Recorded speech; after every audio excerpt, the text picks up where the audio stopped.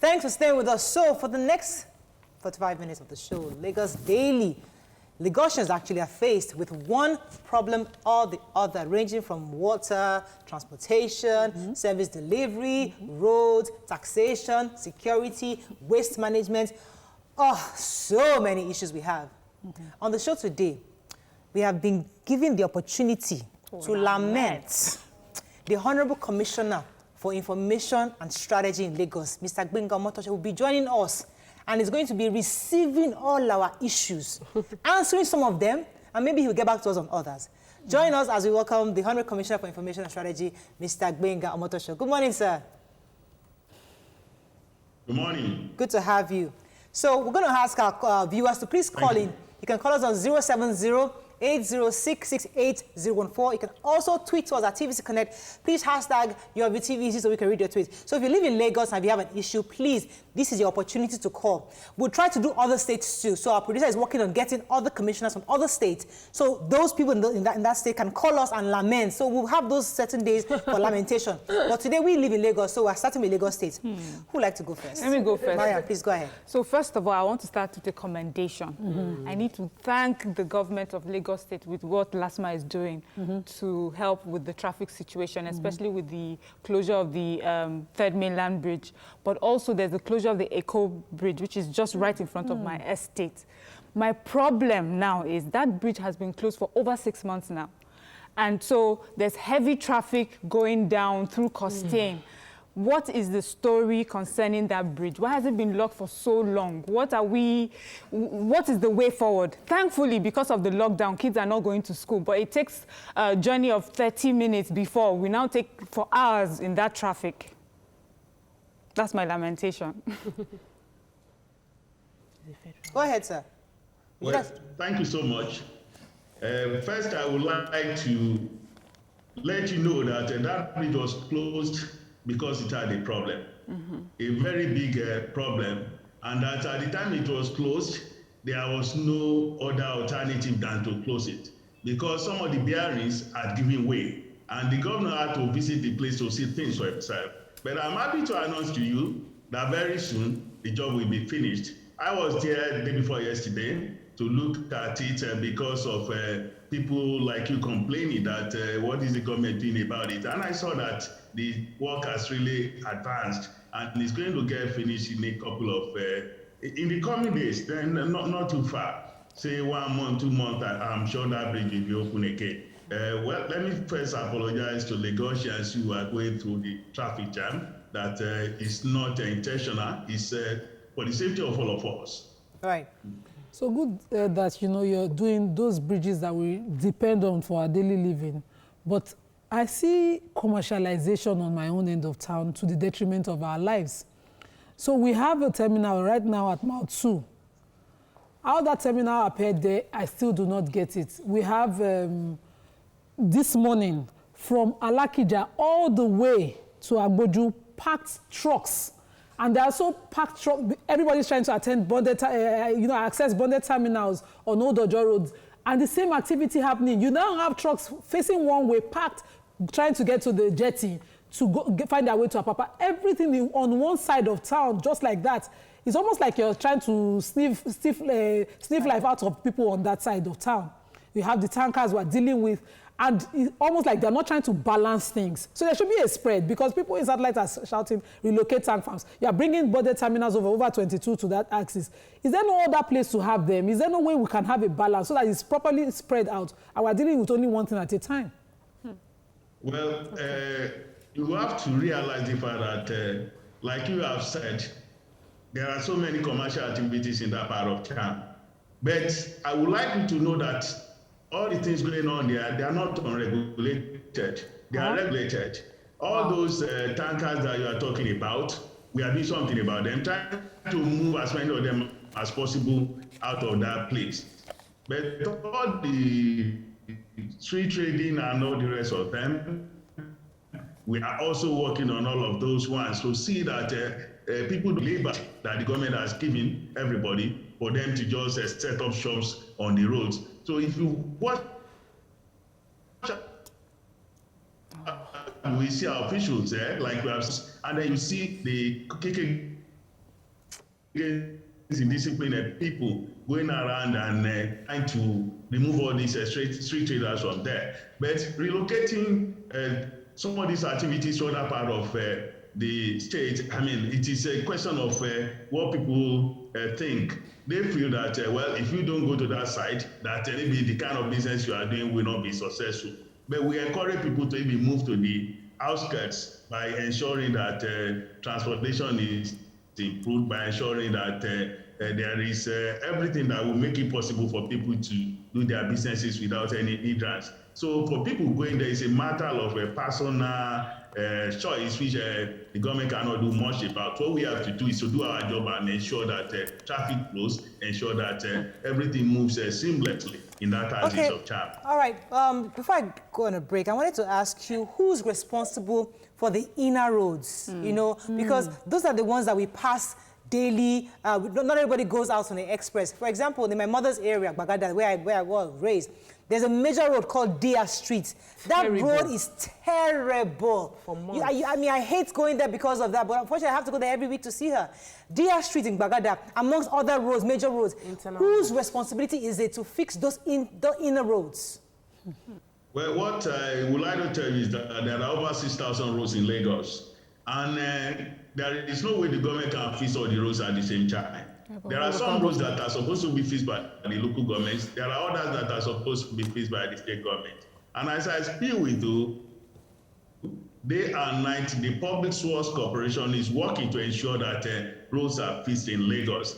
If they have not got into your area, just take it easy, they are going to get there. But I tell you that the government will not shy away from its responsibility. Even the roads that are meant to be federal government roads, we work on them because we know that Lagosians, they use this road, and that it's our responsibility to ensure that Lagosians, they have smooth roads on which to drive.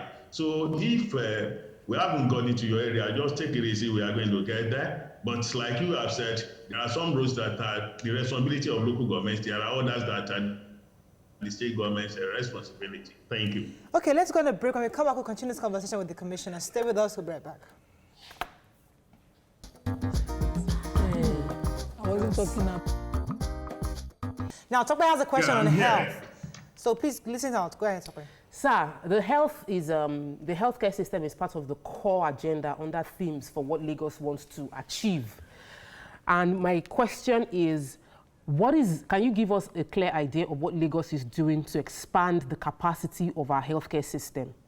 Because right now, when you go to hospitals, there's still the same issue we had 5 years ago when I had my kids, which is we don't have bed space. So can you tell us specifically, what is the government doing to expand the capacity to take care of patients in our general hospitals? First, if you look at the budget for this year, before COVID-19 crisis came upon us, even before we did our reworking of our budget, health was occupying a priority of place.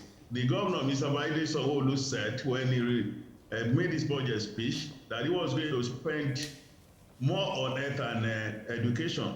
And he made it compulsory for all members of the Executive Council to visit at least 2 primary healthcare centers in Lagos. And I personally visited 2, and I got treated for malaria in one, and I paid like 1,800 naira. And I met a very good clinic, very clean and nice. But there are some of them that are not good. But as I speak with you now, we are doing a lot to ensure that these hospitals are good in terms of training our personnel, in terms of investing in equipment, in terms of getting supplies, consumables for them. Recently, we published an advert asking people to come and bid for hospital equipment, for consumables, and this goes on all along, all the time. And if you look at the Lagos State government's response to COVID-19, we know that matters of health are well treated. They occupy priority of place in our agenda.